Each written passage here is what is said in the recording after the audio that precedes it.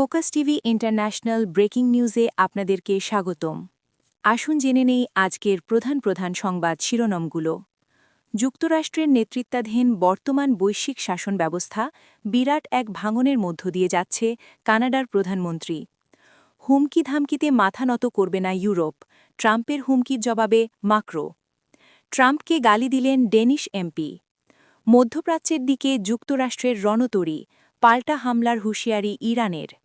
ট্রাম্পের board of পিসে যোগ দিচ্ছেন নেতানিয়াহু। বাংলাদেশে শান্তিপূর্ণ ও নিরাপদ নির্বাচন চায় জাতিসংঘ। নিজের কিছু হলে ইরানকে পৃথিবী থেকে মুছে ফেলার নির্দেশনা দিয়েছেন ট্রাম্প। মার্কিন প্রেসিডেন্ট ডোনাল্ড ট্রাম্প ইঙ্গিত দিয়েছেন গাজা পুনর্গঠন ও বিশ্বশান্তি তদারকির জন্য তার প্রস্তাবিত বোর্ড অফ পিস ভবিষ্যতে জাতিসংঘের বিকল্প হয়ে উঠতে পারে। ট্রাম্পের অভিবাসন নীতির প্রতিবাদে উত্তাল যুক্তরাষ্ট্র। বিশ্ববাজারে স্বর্ণের দামে নতুন ইতিহাস। লেনদেনের এক পর্যায়ে দাম সর্বকালের সর্বোচ্চ ৪,৮35.69 পর্যন্ত উঠে যায়।